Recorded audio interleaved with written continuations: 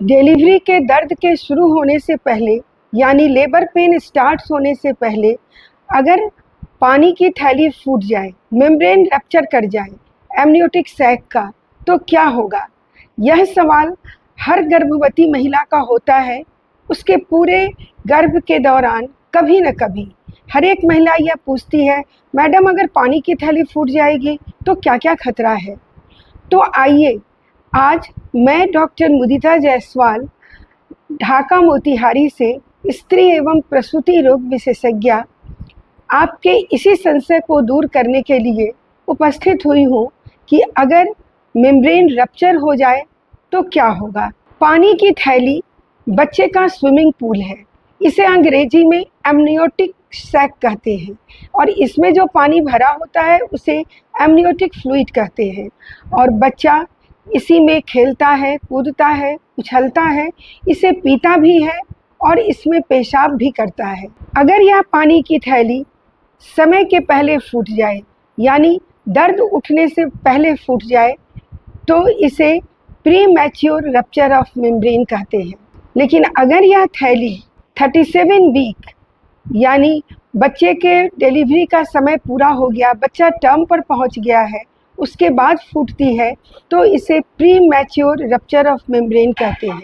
लेकिन अगर यह पानी की थैली 37 वीक से पहले दर्द उठने के पहले फूट जाए तो इसे pre mature rupture of membrane कहते हैं, यानी इसे PPROM कहते हैं।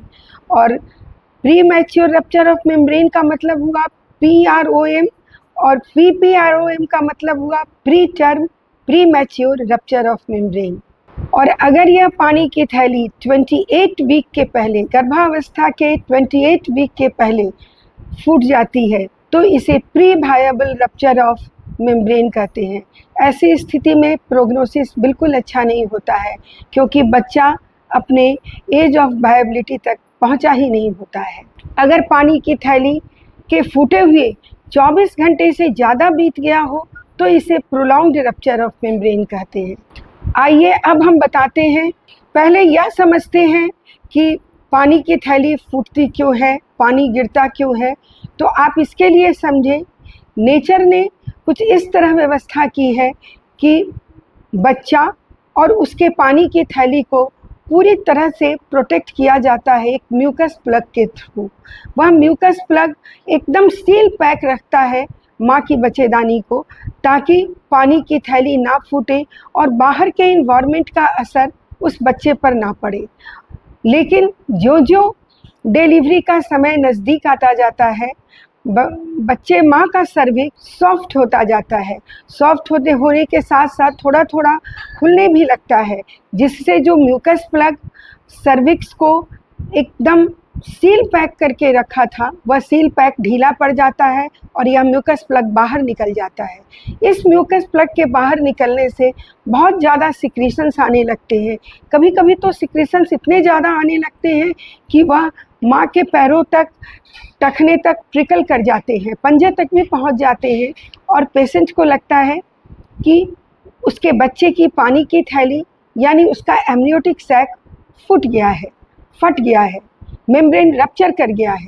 लेकिन यह जो डिस्चार्ज आता है बहुत ज़्यादा मात्रा में, वह बच्चे का पानी नहीं होता है। यह डिस्चार्ज लसलसा होता है, यह अंडे की सफ़ेदी की तरह होता है, जैसा कि मैंने आपको पिक्चर में दिखाया है। पानी जो बच्चे का होता है वो बिल्कुल नीरा पानी, एकदम पानी की तरह होता है। उसे आप पेशाब की तरह कह सकते हैं या किसी सादे पानी की तरह समझ सकते हैं। हाँ, यह अलग बात है कि कभी कभी इसका रंग बदल भी जाता है, लेकिन इसका टेक्सचर एकदम पतला होता है। और आप कैसे समझेंगे कि जो पानी एक्सेसिव डिस्चार्ज का है या बच्चे का है? तो आप खुद सोचिए, बच्चा एक पानी की थैली में रहता है। यह पानी की थैली को आप समझ सकते हैं कि वह एक गुब्बारे के अंदर है और गुब्बारा में पानी भरा है। अगर एक छोटा सा भी छेद उस गुब्बारे में करते हैं तो वो फट से फट जाता है और एकदम तेज़ी से गश में पानी बाहर निकलता है, जैसा कि आप तस्वीर में देख रहे हैं। ऐसा नहीं कि वो ट्रिकल करेगा धीरे धीरे और पैर तक भीगेगा, नहीं, वो गश में निकलेगा, बहुत ज़्यादा निकलेगा, रुकेगा नहीं, और आपके कपड़े भी गीले हो जाएंगे। तो यह मेन डिफरेंस होता है कि जो पानी निकला है वह एक्सेसिव वेजाइनल डिस्चार्ज है जो म्यूकस प्लग के हटने से हुआ है, या बच्चे का पानी है, एमनियोटिक सैक का पानी है, एमनियोटिक फ्लूइड है। यह पहचान करना बहुत ज़रूरी है, नहीं तो अक्सर पेशेंट को मिसअंडरस्टैंडिंग हो जाती है और वह थोड़े थोड़े एक्सेस वेजाइनल डिस्चार्ज को पानी समझ लेती हैं और किसी नीम हकीम के पास चली जाती हैं और बेवजह सीजर भी करवा लेती हैं। आइए अब हम यह समझते हैं कि आप जानेंगे कैसे कि जो पानी निकल रहा है वह बच्चे के का एमनियोटिक फ्लूइड ही है, वह पेशाब नहीं है। इस दोनों को डिफ्रेंशिएट करने का यह तरीका है कि आपको डॉक्टर जैसे ही देखेंगे एक खास तरह की महक, एक बदबू आती है, अमोनिया टाइप की बदबू, जो पेशाब के बदबू की खासियत होती है, उस तरह का महक पानी से आने लगता है। अगर वैसी महक आ रही है तो हम लोग सोचते हैं कि नहीं, ये तो एमनियोटिक फ्लूइड नहीं हो सकता है। लेकिन अगर वैसी कोई महक नहीं है, कोई बदबू नहीं है और एकदम पेशाब के रंग का पानी है, तो ज़्यादा चांस है कि एमनियोटिक फ्लूइड का ही या एमनियोटिक फ्लूइड ही है और बच्चे का मेम्ब्रेन रप्चर कर गया है। आप जब डॉक्टर के पास जाएंगे तो डॉक्टर आपको लिटा कर एग्जामिन करते हैं। पहले तो वो आपके कपड़े को देखेंगे, कपड़े से भी उन्हें अंदाज़ लगता है। लेकिन अगर आपके कपड़े गीले नहीं हैं तो फिर वो आपको लिटाने के बाद जब आपके योनि द्वार को देखेंगे तो उससे पानी ट्रिकल करता हुआ, गिरता हुआ नज़र आएगा। अगर ऐसा नज़र नहीं आया तो हम पेशेंट को कफ करने के लिए कहते हैं, ज़ोर से खांसने के लिए कहते हैं। खांसने से पेट में प्रेशर बढ़ता है, जिससे अगर पानी गिर रहा है तो वो तेज़ी से गिरने लगता है। अगर यह भी नहीं है और पेशेंट कहती है कि नहीं, हमको तो पानी गिर रहा है, थोड़ा थोड़ा पानी गिर रहा है, तो हम लोग कुस्कोज स्पेकुलम या सिम्स स्पेकुलम, जिसकी तस्वीर हम आपको स्क्रीन पर दिखा रहे हैं, उसको लगाकर देखते हैं तो डायरेक्ट हमें दिखाई पड़ता है सर्विक्स से कि देखिए पानी ट्रिकल कर रहा है। तो फिर तो हम श्योर हो जाते हैं कि यह पानी बच्चे का ही पानी है। अगर इसमें से कुछ भी नहीं है, फिर भी पेशेंट कह रही है कि हमको पानी गिर रहा है, मैडम घर पर बहुत पानी गिरा था, भले ही यहाँ पानी नहीं गिर रहा है, तो इसके बाद एक उपाय बच जाता है अल्ट्रासोनोग्राफी। हम लोग तुरंत अल्ट्रासोनोग्राफी कराते हैं। अल्ट्रासोनोग्राफी को हम एक बार की अल्ट्रासोनोग्राफी से नहीं कह सकते हैं कि पानी गिरा है या नहीं गिरा है, क्योंकि हो सकता है कि उसका पानी ही इतना कम हो, तो उसके पहले वाली अल्ट्रासोनोग्राफी से इसको कंपेयर करते हैं। खासकर अगर 1 वीक पहले की अल्ट्रासोनोग्राफी है या 2-3 दिन पहले की है तो बहुत ही अच्छा है। लेकिन अगर अल्ट्रासोनोग्राफी भी नहीं है, फिर क्या करेंगे? फिर पेशेंट का अल्ट्रासाउंड करते हैं, उसके लाइकर का अमाउंट को नापते हैं एमनियोटिक फ्लूइड इंडेक्स से या डीपेस्ट पॉकेट वॉल्यूम से, और फिर उसको 8-10-12 घंटे के लिए हम लोग एडमिट कर लेते हैं, एंटीबायोटिक का कवरेज देते हैं और फिर दोबारा हम लोग अल्ट्रासाउंड करके देखते हैं कि क्या पानी कम हुआ या नहीं। तो अगर पानी कम होता है, थोड़ा भी कम होता है, तो वो हमें पता चल जाता है कि यह पानी कम हो रहा है, तो हम समझते हैं कि नहीं, यह जो पानी पेशेंट कह रही है घर पर गिरा है या कहीं गिरा है, तो वह या इस बच्चे का ही पानी है, ये एमनियोटिक फ्लूइड है। अब आपको एक और बात बता दें, कुछ कुछ टेस्ट भी आए हैं जिन्हें करके हम जान सकते हैं कि जो पानी गिर रहा है वह बच्चे का ही पानी है। इसे नाइट्रोजन टेस्ट कहते हैं, पर हम लोग इसको ज़्यादा करते नहीं हैं। हम लोगों के यहाँ ऐसे यह उपलब्ध रहता है, बहुत ज़्यादा कन्फ्यूज़न होने पर कर सकते हैं, या इसको जब हम एमनियोटिक फ्लूइड पर लगाते हैं तो इसका कलर बदलकर ब्लू हो जाता है। पर इस टेस्ट का ज़्यादातर एकेडमिक इम्पॉर्टेंस ही है। इन बाकी जो मेथड्स हमने बताया है, उन सभी मेथड से ही हम लोग को पता चल जाता है कि बच्चे का पानी गिर रहा है या नहीं गिर रहा है। अब हम आपको एक बात और बता दें, आप स्क्रीन पे देखिए, फोर बैग और हाइंड बैग, हमने इन दोनों को दिखाया है। बच्चे का जो सर है उसके नीचे जो पानी की थैली होती है उसे हम फोर बैग कहते हैं, और बच्चे का जो सर है उसके ऊपर जो पानी की थैली है उसे हम हाइंड बैग कहते हैं। अगर फोर बैग फूट जाए तो यह बहुत खतरनाक होता है, इसमें पानी बहुत ज़्यादा गिरता है, बच्चा बिल्कुल डायरेक्टली एक्सपोज्ड हो जाता है इन्वायरमेंट से और इन्फेक्शन का चांस भी ज़्यादा बढ़ जाता है। लेकिन हाइंड बैग में अगर लीक हो जाए तो खतरा तो वहाँ भी होता है, लेकिन वहाँ कम होता है, क्योंकि जो फोर बैग है वो बच्चे को सील करके रखता है और उसमें पानी जो है वो थोड़ा थोड़ा ट्रिकल कर रहा है। चलिए, तो अब तो आप जान गए कि पानी की थैली अगर फूट गई है तो आप जानेंगे कैसे कि यह पानी की ही थैली है, पेशाब है या ल्यूकोरिया है। अब हम आगे बढ़ते हैं कि पानी की थैली फूटने से माँ और बच्चे दोनों में क्या क्या खतरा हो सकता है। तो सबसे इम्पॉर्टेंट खतरा जो होता है, सबसे महत्वपूर्ण है, वो है इन्फेक्शन का। इन्फेक्शन के चलते अक्सर पानी की थैली फूट जाती है। इसके कारणों में यह सबसे एक नंबर पर आता है। और किस चीज़ का इन्फेक्शन?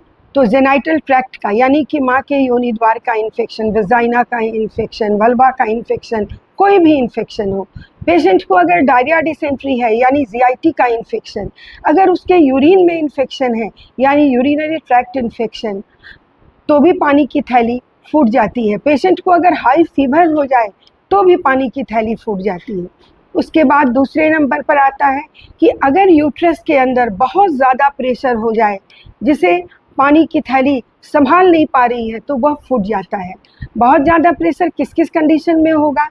तो अगर बहुत ज़रूरत से ज़्यादा एमनियोटिक फ्लूइड बन जाए, बहुत ज़्यादा एमनियोटिक फ्लूइड हो, जो कि डायबिटीज़ में होता है, डायबिटिक मदर को बहुत ज़्यादा एमनियोटिक फ्लूइड बन जाता है।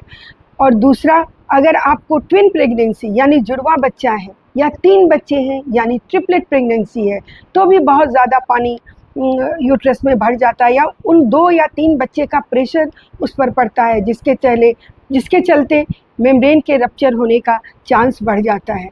फिर तीसरे नंबर पर आता है माल प्रेजेंटेशन। माल प्रेजेंटेशन में बच्चा सीधा न होकर बेड़ा, तिरछा, उल्टा, आड़ा कैसा भी हो सकता है।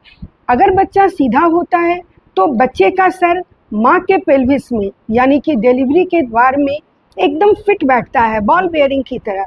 तो वैसे में पानी के थैली के फूटने का चांस कम हो जाता है। लेकिन अगर वह सीधा नहीं है, बेड़ा है यानी तिरछा है जैसा कि आप तस्वीर में देख रहे हैं, या फिर उल्टा है जैसा कि इधर की तस्वीर में देख रहे हैं, तो वैसे में पानी की जो थैली है वो लूज होकर बच्चे के प्रेजेंटिंग पार्ट के नीचे आ जाती है। पानी की थैली का सपोर्ट ख़त्म हो जाता है, इसलिए वह फूट जाता है। और सीधे बच्चे में भी कभी कभी ऐसा होता है कि बच्चे का सर बहुत ऊपर है, जिसे हम लोग हाई फ्लोटिंग हेड कहते हैं। तो वैसे में भी जो पानी की थैली है वह नीचे अनसपोर्टेड रह जाती है, बगैर सपोर्ट के, तो फिर वह फूट जाती है, वह उसमें रप्चर हो जाता है, यानी मेम्ब्रेन रप्चर हो गया और पानी गिर गया तो इन्फेक्शन हो गया, बच्चे को घूमने का जगह नहीं मिल पाया, बच्चा अपना सही पोजीशन अख्तियार नहीं कर पाया और बहुत परेशानियां होती हैं। फिर अगर माँ बहुत ज़्यादा स्मोक करती हो यानी सिगरेट पीती हो, आजकल के मॉडर्न लाइफ स्टाइल में ये सब बहुत कॉमन है। अगर वो सिगरेट पीती है, शराब पीती है, अगर गरीब है, उसका न्यूट्रिशन बहुत अच्छा नहीं है, तो उसके मेम्ब्रेन बड़े कमज़ोर होंगे। न्यूट्रिशन में कॉपर और विटामिन सी का बहुत इम्पॉर्टेंट रोल है। तो ऐसी स्थिति में मेम्ब्रेन कमज़ोर होंगे और पानी की थैली फूट जाती है। फिर आपको हम बता दें, शॉर्ट सर्विक्स का जो नॉर्मल लेंथ होता है वो 2.5 सेंटीमीटर होता है। इसे भी आप स्क्रीन पर देखिए तस्वीर में, जो लंबी सर्विक्स है 2.5 सेंटीमीटर की, और दूसरी तरफ एक छोटी सर्विक्स है जो 2.5 सेंटीमीटर से कम है। तो जब सर्विक्स छोटी रहेगी तो मेम्ब्रेन का सपोर्ट कम रहेगा, मेम्ब्रेन जो है वो तुरंत में अनसपोर्टेड हो जाएगा और जल्दी ही डायलिटेशन होने पर पानी की थैली फूट जाएगी। तो शॉर्ट सर्विक्स भी एक इम्पॉर्टेंट कॉज है। फिर रिकरेंट एपिसोड्स ऑफ ब्लीडिंग, गर्भावस्था के दरमियान अगर आपको बार बार ब्लीडिंग हुई हो तो मेम्ब्रेन सेपरेट हो जाता है, यूट्रस से लूज हो जाता है, फिर वह रप्चर कर सकता है। या कभी तेज़ी से ब्लीडिंग हुआ, आप गिर गए, आपको चोट लगी, तो ब्लीडिंग हुआ, ब्लीडिंग के साथ साथ ट्रॉमा के चलते भी आपको रप्चर हो सकता है मेम्ब्रेन का। अगर आपकी पहली प्रेगनेंसी में रप्चर हो गया है तो ज़्यादा चांसेज है कि रप्चर आपकी दूसरी, तीसरी और चौथी प्रेगनेंसी में भी होगा, जिसे हम रिकरेंस कहते हैं। ये तो ऐसे मान कर चलिए कि अगर आपको एक प्रेगनेंसी में कोई परेशानी है तो वह परेशानी आपके दूसरी या तीसरी प्रेगनेंसी में ज़रूर हो। और इन सबों के बाद एक और स्थिति आती है जिसमें पानी की थैली फूटती नहीं है, लेकिन देखने से लगता है कि पानी बहुत ज़्यादा गिर रहा है। इसे हम लोग हाइड्रोरिया ग्रेविडियरम कहते हैं, और इसमें कोरियोन बहुत ज़्यादा पानी बनाने लगता है, जिस चलते हमेशा पानी गिरता रहता है और पेशेंट को लगता है उसके पानी की थैली फूट गई। लेकिन अगर आप बार बार यूएसजी कराएंगे तो देखेंगे कि पानी की मात्रा बिल्कुल कम नहीं है, तो आप समझ लें कि ये हाइड्रोरिया ग्रेविडेरम है। आइए अब हम बताते हैं कि pre mature rupture of membrane होने से क्या क्या कॉम्प्लिकेशन माँ को हो सकता है और क्या क्या कॉम्प्लिकेशन बच्चे को हो सकता है। तो माँ को सबसे पहले तो इन्फेक्शन का डर होता है, या हम यूँ कहें कि इन्फेक्शन एक ऐसी चीज़ है कि इन्फेक्शन के चलते पानी की थैली फूटती भी है, और इन्फेक्शन पानी की थैली को के फूटने में मदद भी किया, और इन्फेक्शन भी हो जाता है अगर पानी की थैली फूट जाए। तो दोनों एक दूसरे पर इंटर रिलेटेड है। इन्फेक्शन से पानी की थैली फूटी और पानी की थैली फूटी तो इन्फेक्शन हो गया। तो इन्फेक्शन होने से बच्चे को बहुत प्रॉब्लम है, बच्चे को इन्फेक्शन हो जाएगा। बच्चे को इन्फेक्शन होने से डिलीवरी के बाद बच्चे को काफ़ी एंटीबायोटिक चलानी पड़ती है, बच्चा काफ़ी सीरियस हो जाता है।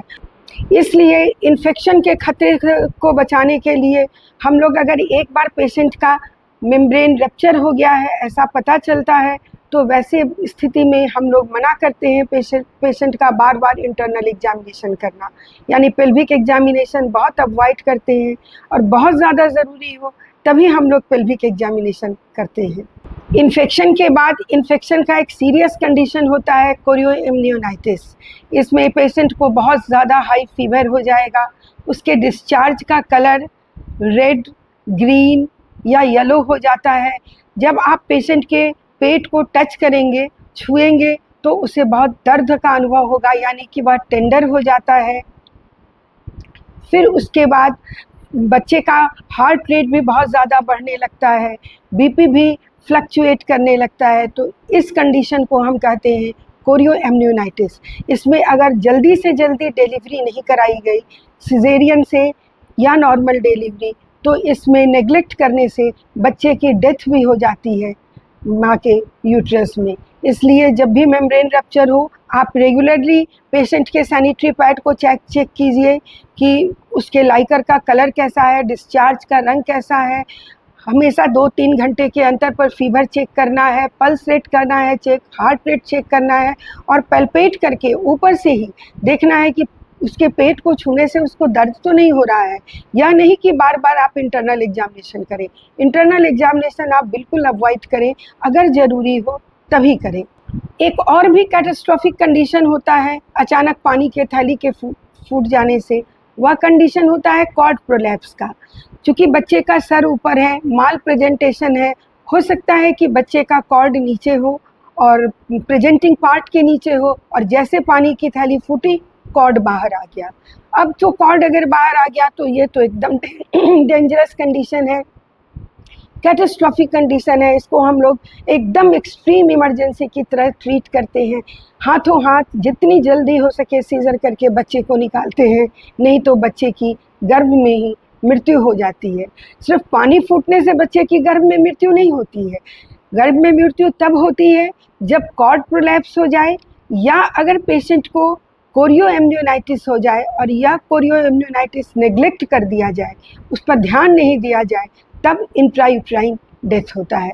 और आइए अब हम समझते हैं कि बच्चे में क्या क्या कॉम्प्लिकेशन होता है। अभी तक तो हमने बताया कि माँ में क्या क्या कॉम्प्लिकेशन हुआ, उसे इन्फेक्शन हो गया, लेकिन माँ में उतना कुछ सीरियस कॉम्प्लिकेशन नहीं होता है। माँ के इन्फेक्शन इन सबों को तो हम लोग ट्रीट कर लेते हैं, लेकिन बच्चे में जो प्रॉब्लम उठती है वो बहुत ही मुश्किल है। जैसे इसमें बच्चे का जो लंग्स है वह बहुत अच्छे से डेवलप नहीं कर पाता है। अगर यह मेम्ब्रेन रप्चर कर जाता है 37 वीक के पहले, यानी 34 वीक, 32 वीक, 30 वीक, 33 वीक में, तो जो बच्चे का फेफड़ा है वह अच्छी तरह से डेवलप नहीं कर पाता है, मजबूत नहीं हो पाता है, फैल नहीं पाता है, जिस चलते बच्चे को रेस्पिरेटरी प्रॉब्लम्स भी होती हैं। तो जब पानी की थैली फूटती है, मेम्ब्रेन रप्चर होता है और 34 वीक का बच्चा है, तो डॉक्टर कॉर्टिकोस्टेरॉइड्स का इंजेक्शन देते हैं, एंटीबायोटिक का कवरेज देते हैं, ताकि बच्चे का लंग्स जो है वह बहुत अच्छे से मजबूती से डेवलप कर सके, उसमें सर्फेक्टेंट बन सके। इन बच्चे के लंग्स को ध्यान में रखते हुए हम लोग ये करते हैं। फिर दूसरा है पानी की थैली फूट गई, पानी कम हो गया तो बच्चे का मूवमेंट काफ़ी रेस्ट्रिक्टेड होता है, बच्चा अच्छे से उसमें चल नहीं पाता है और बार बार माँ को लगता है कि मेरा बच्चा रुक गया, बच्चा ज़िंदा है या नहीं है। तो ये रेस्ट्रिक्टेड मूवमेंट होता है। और अगर बहुत दिनों तक यह पानी फूटा है और हम एक्सपेक्टेंट मैनेजमेंट कर रहे हैं, यानी कि चाह रहे हैं कि डिलीवरी का समय नज़दीक आ जाए तब हम इसको डिलीवर कराएं, तो वैसी स्थिति में जो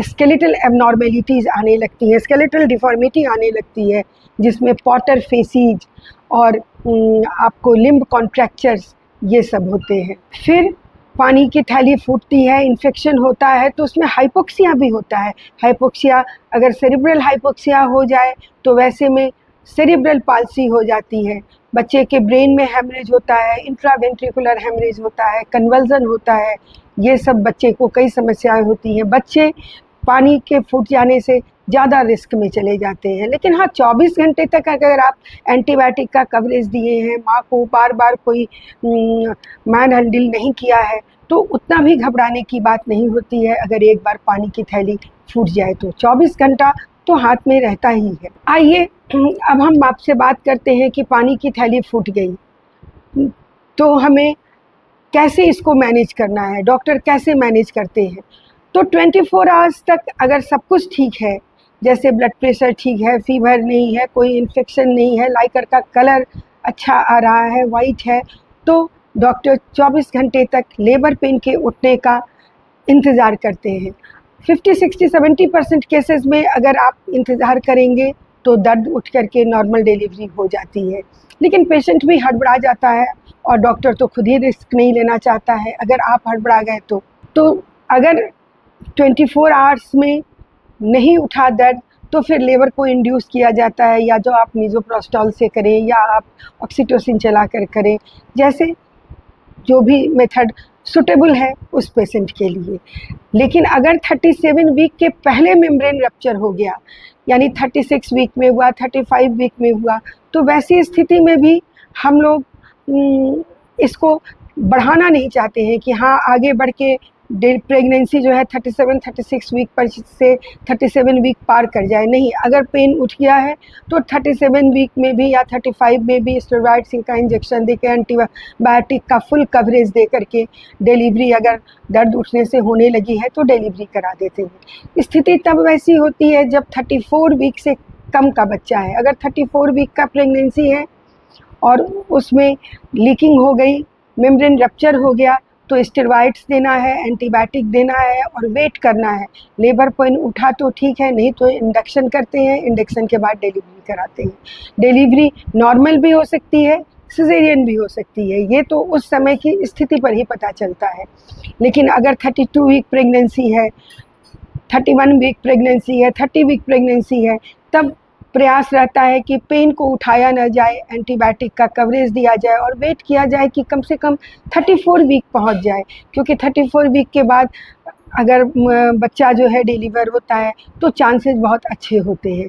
लेकिन अगर आपका प्रेगनेंसी 28 वीक का है, 30 वीक का है, दर्द भी उठ गया है, तो स्टेरॉइड का इंजेक्शन देने के साथ साथ अगर यह संभावना है कि 24 घंटे के अंदर इस दर्द के उठने से डिलीवरी हो जाएगी, तो मैग्नीशियम सल्फेट दिया जाता है।